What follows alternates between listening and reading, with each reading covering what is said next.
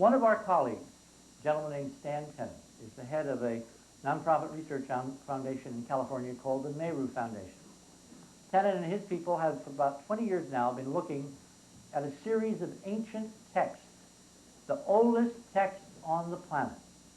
Literally, Hebraic documents, Greek documents, Arabic documents, Mayan codices, the Rig Veda, all the literature, the great literature of our combined cultural heritage has been focused under their microscope because of a set of clues that Tennant found over 20 years ago that the letter forms of the Hebrew Bible, the very letter forms of Genesis, are possibly formed by variants of shadow projections of tetrahedral geometry.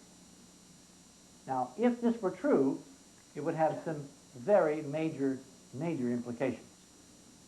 The point of relevance is that in a conversation after we had found this global planetary pattern of inscribed tetrahedral geometry given to us by something as off the wall as a set of artificial structures possibly on Mars, I said to Stan, well, what do you know about tetrahedra? And he said, read such and such by Coxeter and other topologists. For about 100 years, there have been a series of mathematical papers published in the mainstream scientific literature dealing with higher dimensions. We are familiar with length, width, and height, 3 dimensions. 3 dimensions of space, 1 dimension of time. In relativity, it's called space-time as a contraction. However, this rather arcane subculture of scientists, mathematicians, topologists, have been dealing routinely with 4 dimensions spatially, 5, 6, 7, all the way up now to, I believe, 26 individual dimensions. And the mathematics to describe them are literally unreadable, so I'm not even going to begin to try to get into it. The bottom line, however, was that as I read these papers, it became very apparent that in these mathematical treatises there were descriptions of events that would be occurring in 3 dimensions if you were modeling things going on in 4 dimensions or higher and seeing projections, shadows, back into our familiar 3 dimensions. Now, all of these papers dealt with this as theory, as simply, intellectual gamesmanship, mathematical doodling, back of the envelope things.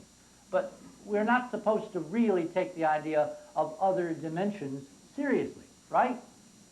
Well, one of the things that these papers predicted was that if you were to look at the right kind of sphere rotating in the right way in 3 dimensions, what you're really looking at is more of the sphere in higher dimensions projected back into 3 dimensions, and that would produce vorticular roiling motion in the mathematical equation, in the spatial transform, and those roiling vorticular motions would be focused at 19.5 north and south.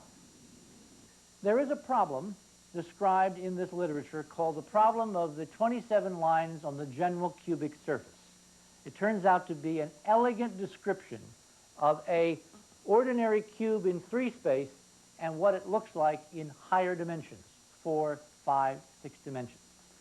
And tallying up the number of angles in the cube, there are 2 interpenetrating tetrahedra as part of this solution. And in fact, there is a set of hypertetrahedra that mathematically will fall out as shadows from these mathematical solutions. And as we looked at this figure, it became obvious that if we look at the solar system, we might, just might, if we were seeing the upwelling point of this mass, we might see the inwelling point of the same mass. The theory being that if you really have a hypersphere, a sphere, a planet that is existing in more than our 3 dimensions, as it rotates, there will be a set of physical forces set up that will transmit back a structure, a signature that you might see on the planet, as we are seeing the 19.5 vortex, which is the first hallmark of any good science. You make a prediction, and then you see if the prediction is fulfilled. Well, when we look at planets, what the predictions said from these papers now, applied to real spinning objects, not theoretical spheres, but real spinning bowls of liquid and gas planets, was that we should see around the poles, particularly the North Pole, a hexagonal pattern, perhaps formed in the clouds. And then I remembered that in 1988, a scientist named D.A. Godfrey had published in Icarus a small paper dealing with time-lapse photography the Voyager missions had taken of the North Pole of Saturn and computer rectified, and lo and behold, there, around the North Pole, is a perfect hexagon, over and over again. And the hexagon is composed of layers of clouds. There are 3 bands, and the clouds are racing backward at about 300 miles per hour, and they're making the turns, each of the turns. The pattern as a whole is rotating with the internal clocked radio period of the planet, which is slightly over 10 hours, I believe, 10 hours, 14 minutes or something like that. That's crucial in a physics, because what it means is the pattern is linked to a property called the bulk angular momentum, the mass spinning of this physical object in 3 dimensions. Now, I mean, look at that. This is stunning, because science is prediction.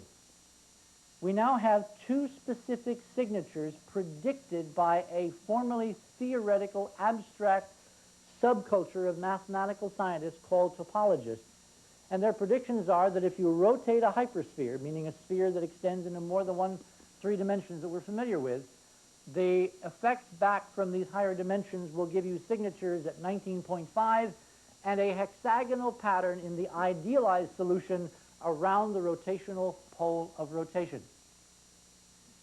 And that, in fact, is exactly what we see. Now, what is that saying? It is saying, screen on, it is saying that perchance, just perchance, during the Voyager mission, we have now secured data that at least one planet in our solar system is somehow connected mathematically to a higher dimensional state space. And that, of course, if we can confirm through further research and further analysis, would be a stunning fact to have beheld.